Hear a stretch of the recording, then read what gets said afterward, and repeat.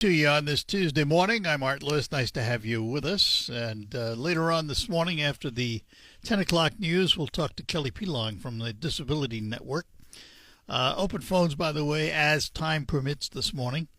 And at 11 o'clock, we'll learn about the Powerlift Hydraulic Doors of Michigan. But we're going to begin this hour talking to a gentleman who is the only one I know who can answer the question, if you are not smarter than a fifth grader, does that make you a redneck? And he is the one and only Jeff Foxworthy. Just seemed like a logical question, Jeff. Well, I will tell you this, because people will come up to me in the grocery store and stuff and talk about the fifth grader show, and they'll say, what was your favorite part of doing that show? And I said, the part where they gave me the card with the answers on it, because I was not Alex Trebek. I did not know that stuff. Well, Jeff is with us this morning because he's going to be in Saginaw this Friday at the Temple Theater, Friday evening. And Jeff, how long have you been doing this stand-up now? Art, this is my 41st year being a stand-up. I had hoped to get away with it for a couple of years so I would have a cool story to tell my grandkids, and a couple of years has turned into over 4 decades. But I honestly, because people will say now, well, you ever thought about retiring?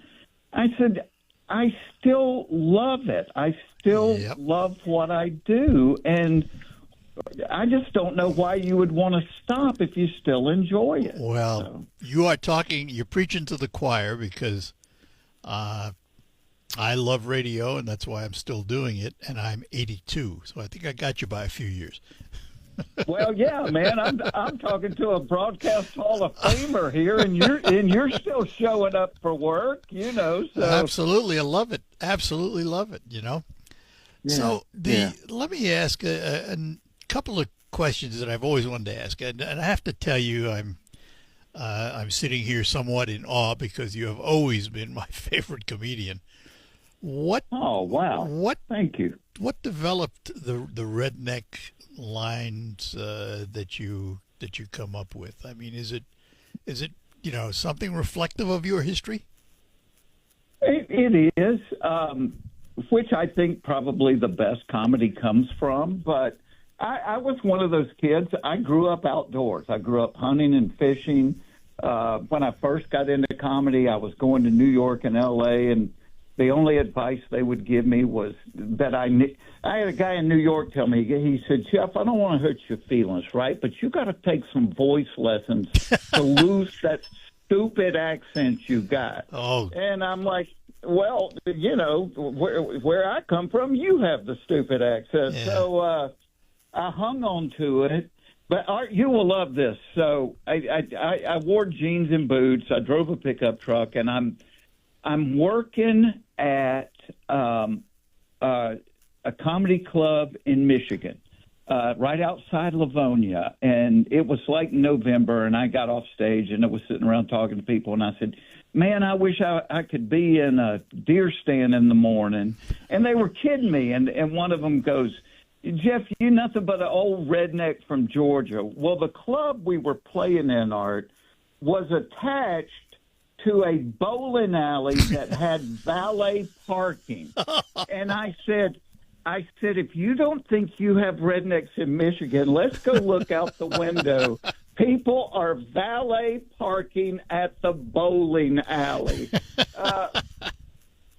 And, I never thought about it being a hook or a book, but I went back to the hotel that night, and I thought, look, I know I'm a redneck, but obviously a lot of people don't, and I wrote 10 ways to tell.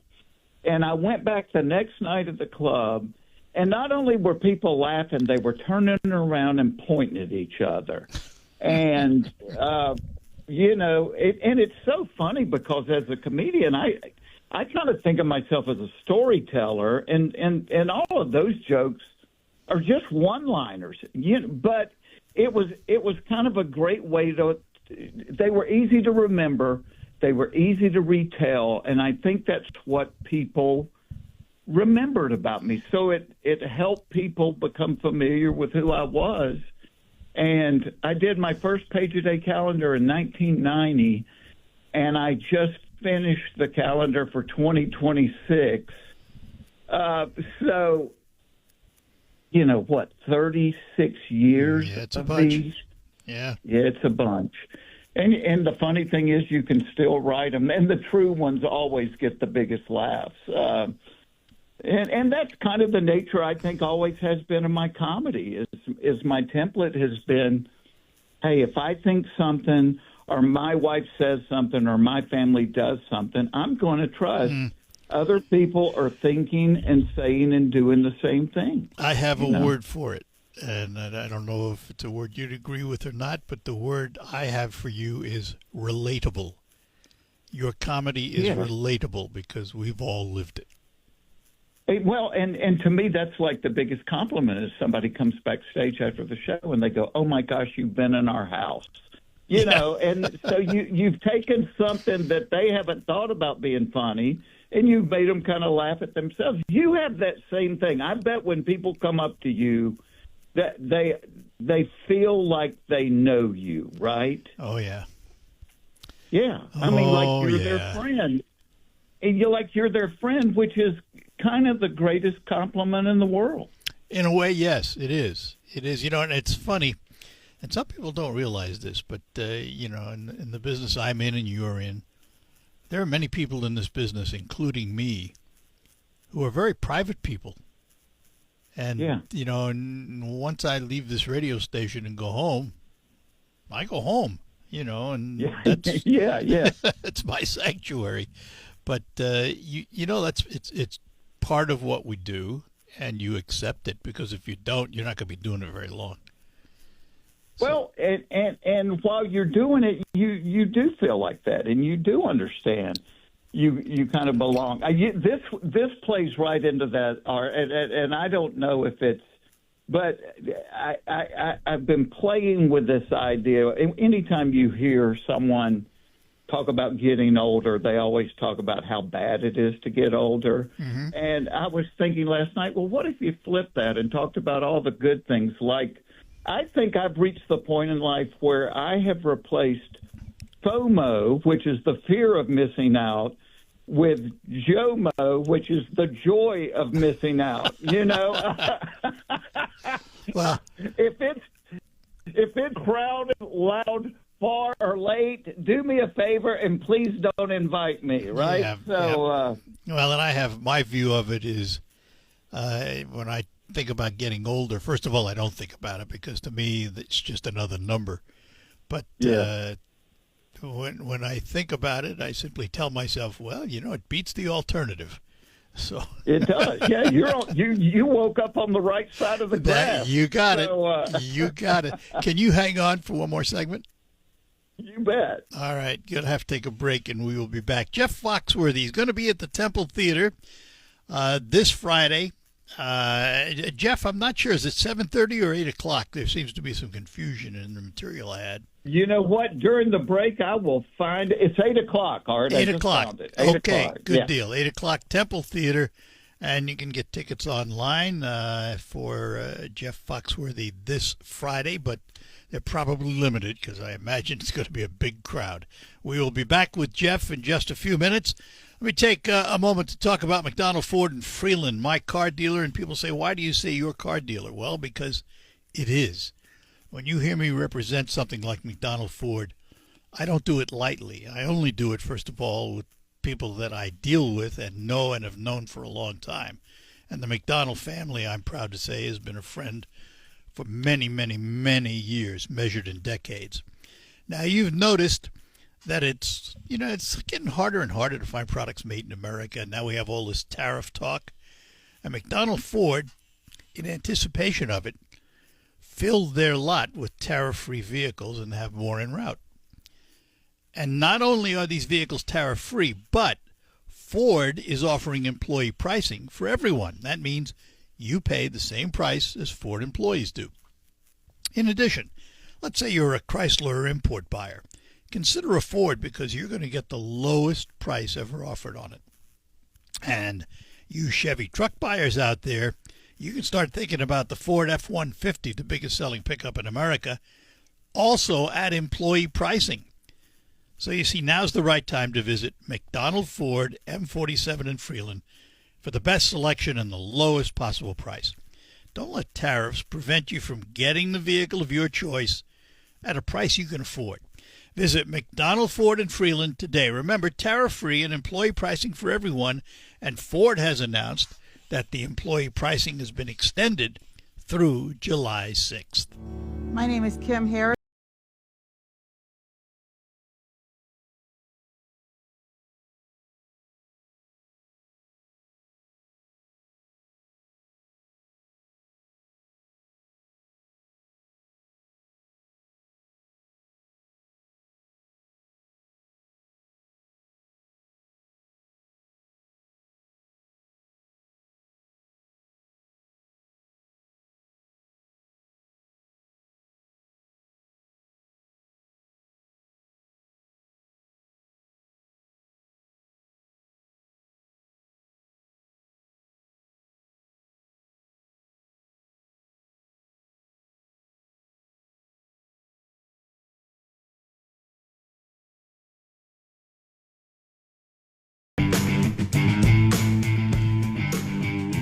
And we're back with you on the Art Lewis Show, talking to comedian Jeff Foxworthy, who's at the Temple Theater, 8 o'clock this Friday. Jeff, you know, we're all products of our upbringing and where we were born. I'm a kid from the Bronx, New York City, and I worked in and around New York and didn't want to raise the kids there, so we left in the 70s and came here. What's the Jeff Foxworthy story? Where are you from originally? I grew up in a little town by the airport in Atlanta called Hapeville, H-A-P-E, which was also where the birthplace of Chick-fil-A. Until I was in high school, we had the only Chick-fil-A on the planet Earth. Loved growing up in that little town, loved growing up around my family. And I kind of did the same thing, Art. I mean, I went to L.A. because I couldn't get on The Tonight Show, which I wanted to be on Johnny Carson. That was kind of my goal.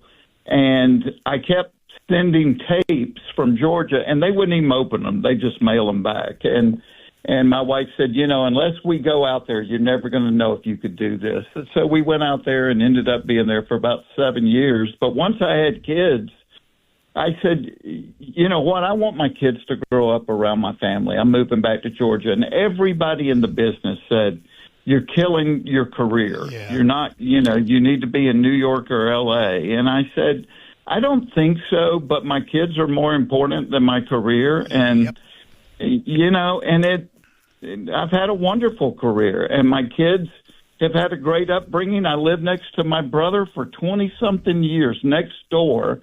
And all of his girls and all of my girls, they're like sisters. And so it was totally worth it, you know. You lived next to your brother all that time, but the big question is, did you talk to him? Well, he and I were the only guys. So, yeah, the funny thing, we both had all girls. It was the estrogen ocean. And we like to bow hunt together. And one time my wife said, I don't understand the appeal of getting up at 5 o'clock in the morning and going and sitting in a tree. And I said, do you know how quiet it is in a tree? I said, we don't go. We don't even take arrows. We just go because somebody's not talking to us, you know. So. And, you know, you mentioned something else which I relate to. My wife passed a couple of years ago, but it's very important, particularly in this industry and what you do, to have a supportive family structure, and particularly a supportive wife, isn't it? 100%. I couldn't do this without her.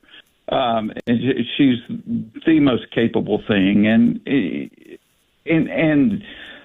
you know, when my kids were little, I don't know how much it cost me, but I would rent a plane and I would fly home every night after a show. I mean, if I was in St. Louis, I'd do the show, get on the plane, I'd fly back, get back at 2 a.m, but I'd get up and at 6 and I'd take my kids to school and I'd go pick them up from school.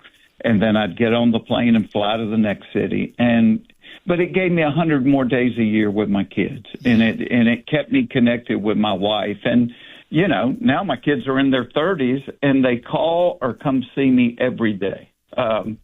So was it worth it? You bet. And so I had a weird job, you know, that took me on the road, but I had a very capable wife and a very loving, understanding wife. And a lot of people make their living on the road, you know, but my priority was always my girls, my family. How, in your career, how'd you get hooked up with the cable guy? We met in our first year of comedy, and he was a big Atlanta Braves fan, and so was I. And the Atlanta Braves used to do spring training down in West Palm Beach, and so we would both book ourselves for 2 weeks in West Palm Beach, and every day we'd go out and watch spring training games, and we just hung out together, and we just hit it off. And so years later, when we started doing the Blue Collar Comedy Tour, I'm like, he's perfect for this. And we've been friends forever. And all he needed was the exposure. And, you know, I was so proud to see him just take off, you know, because he's such a teddy bear. He's such a lovable guy. And people saw him for that. So his success, I've never been jealous of it. I've just been happy for him. Well, that's, you know, that says something about you too.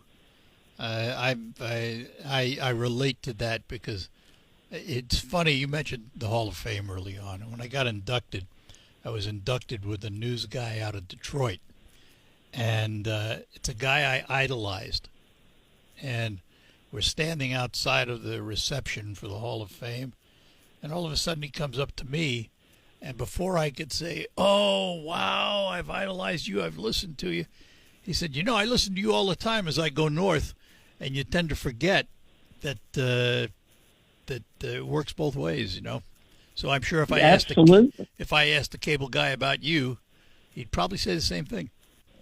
He probably would. We love each other, you know, and that's why that whole thing was so fun, was we were all friends. And if the only negative thing about being a stand-up comic is you're on the road by yourself, you know, yeah. So that was such a fun break from that, you know, you were out there with your friends, you were making people laugh, and we just kind of giggle every night and go, "Can you believe they're paying us to do this? This is stupid." Yeah. But it's you know, I think everybody on the planet has been given some kind of a gift. And I can't even take credit for being funny because I don't know why I can do it. I could just do it. But it's my gift. Some people it's taking care of old people. Some people it's building a brick wall, you know, but you know, when you honor your gift and try to use it in the right way, I kind of think that's why we're here. Yeah. So, well, you've been at it a long time. Has comedy changed from the time you got in it? It has. You know, it's funny. Like young comics will come up to me and they want to pick my brain, and I said, you know, I can help you put a set together. I can help you write jokes, but like for me, I made my big money doing records and DVDs. Well, nobody buys a record anymore, and nobody buys a DVD. And I couldn't help them at all on social media. So kind of the vehicle to promote yourself has changed. But the way you go about making people laugh hasn't. And so, you know, in some ways it's changed, and in some ways it's exactly the same. It's interesting, too, and this is just my personal feeling, that in the world we live in right now, with all of its issues and all of its problems and divisions and what have you, it seems to me that comedic relief is even more important than it's ever been. I think you're right. And I think what happened, we kind of lost the ability to laugh at ourselves. And here's, you know, because you get on social media and people just attack each other. But the truth of the matter is, everybody on the planet is wrong about something, and most likely wrong about a lot of things. And so, nobody's got life figured out. Every one of us, every day, is coming to 100 forks in the road and using our best guess as to whether to go left or right. So when you learn to laugh at yourself, I think it makes life easier. And I'm not foolish enough to think laughter makes people's problems go away, but I do think it's the release valve that keeps the boiler from exploding. Probably the biggest compliment I get from people is they come backstage and go, I can't remember the last time I laughed that much. And I'm like, yeah, but that's a good thing, right? Yeah. Well, I think the ones that have it figured out are the rednecks because they don't care about anything else. Well, and here's the truth: they don't want to be anything else. Exactly. If you gave them $1 billion, they wouldn't be buying Armani suits. They'd just be buying bigger trucks and grills, right? Oh, Jeff, listen, I hate to ask you this, but are you available for another segment? Are you in a rush? I got to go I'm interviewing a couple of comedians for Sirius Radio today, so I got to go do that in about 5 minutes. Okay, but I have really enjoyed this, Art. Thank you. It's been my pleasure, believe me, and we'll remind everybody that Jeff is going to be at the Temple Theater this Friday, 8 o'clock. Some tickets are still available. Go online and take a look at them. Jeff, this has been an absolute pleasure. Love to do it again sometime. Let's do it, Art. Yeah. All right. We will. Jeff Foxworthy, thank you, and have yourself a great day. God bless. He does. Thank you, Art. Thanks. Bye-bye now. Oh, what a joy to talk to that man. Jeff Foxworthy, ladies and gentlemen. We'll take a break. Come back. We'll have open phones for the remainder of the hour, 989-752-6111. All right, we're back with you. Let's get to the phones. They're locked and loaded. Carl's in Saginaw. Good morning, Carl. Good morning, Art. Art, you remember when summertime used to be a slow news time? Well, yeah, but that was way back when. Yeah, that was back in the days of Walter Cronkite, but, it doesn't seem like any time is a slow news time now with everything that's happening. Well, it's not so much everything. I'm going to point something out here and see what you think about this. It's not that more is happening now. We just have a lot more ways to hear about it and can't get away from it. I mean, the old days, you're right. Happening. In the old days, you're right. We'd watch Walter Cronkite in the evening, find out what's happened. We'd listen to the radio in the morning. We'd told what was going on. We'd have time. We'd pick up the newspaper and we'd read it. But we weren't bombarded with it everywhere we turned. Now we are. Yeah. My wife and I went to the No Kings protest in Bay City on Saturday. Yeah. So we walked around. I thought it was very interesting. A lot of local people, young, old, carrying homemade signs. I heard that 1,000 people were there in Bay City. We saw maybe about 20 pro-Trump demonstrators across the street chanting. No, listen. But it was very. I'm not. It was very peaceful. Yeah, well, that's good. I'm glad to hear that. And I'm not. And most of them were, by the way. Most of the No Kings rallies were very peaceful. There were a few that weren't. And I'm not surprised. I mean, look. Why should it surprise anybody that large numbers of people turn out for these things? Half the country didn't vote for him. So there's no great surprise here. And he stirs people up. No two ways about it. So That's right. Listen, and I whether I agree or disagree with the premise is not the point. The point is, in this country, we have a right to do exactly what you did and protest, and that's what makes us great. And it's tolerance for those you disagree with that makes us different. That's what I was thinking about when we were there. And we live in a country where you can stand out on the street and hold a sign and say what you feel. And most of the violence that comes out of some of these things is not done by the legitimate protesters. It's done by people who just want to be violent. They don't really have an axe. They don't. They're not delivering a message. They're just violent. So there's always going to be some of that. Always going to be. There's always going to be a few that ruin it for everybody else. It's the nature of the beast. Yes. So, well, I'm glad you enjoyed it. I was very proud of what happened. Well, then you should be proud of yourself, too, for exercising your right. Okay. Very good. Well, all right, Carl. You bet. Take care. Bye-bye now. Here's Terry in Bay City. Terry, good morning. Good morning. Morning.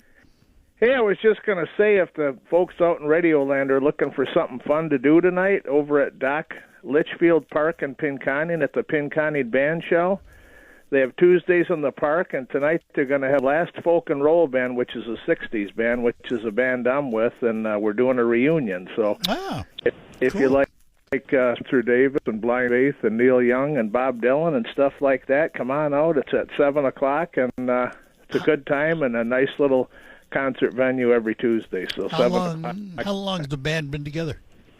Well, we haven't. Actually, it's a reunion, so we haven't played in about 10 years. So oh wow! Kind of a one-time deal here. So how long did it take you to get back into shape? Oh, we've been going at it since this winter, so we got about. So it's going to be fun. So we're looking forward to it. So and what's the name of the band again? It's called the Last Folk and Roll Band, and I didn't swear when I said that. I noticed. So. Yeah, folk and psychedelic 60s and flower power and all that. Yep. Very good. Excellent, Terry. Okay, thanks. Hope you get a good that crowd. Was a good I hope so. I think we will, and that was a good interview with Jeff Foxworthy. Yeah, he's kind of a cool head. He's neat to talk to. Very good. Thanks, Terry. Thank you. You bet. Bye-bye now. All right, Al, hang on. We'll get to you after these notes here on the Art Lewis Show. Welcome to retirement. Now, we get back to our phones. Al is in Bay City. Al, good morning. Morning, Arthur. I just want to say how proud I am of the Detroit Tigers, the way they've been playing ball, and I think we can really be proud of them being where they are right now. It's too bad that they had to lose a real good pitcher in Jason Bill, because he was really an upcoming pitcher, and he lost with Tommy John surgery. So I just think it's great to have a team like the Tigers finally making up the line, don't you? Yeah, and they got a little depth in their farm system, too, so they can fill in the holes when they need to. So that's been a good thing. Yeah, so anyway, I just wanted to comment on the good Tigers. Enough. All right, Al, thanks. Okay. Bye-bye now. And we go to Thomas Township, talk to Mike this morning. Good morning, Mike. Hey, good morning, Art. Did you happen to get a chance to see part of that parade for the Army? No, about 2 seconds of it. Oh, you missed it.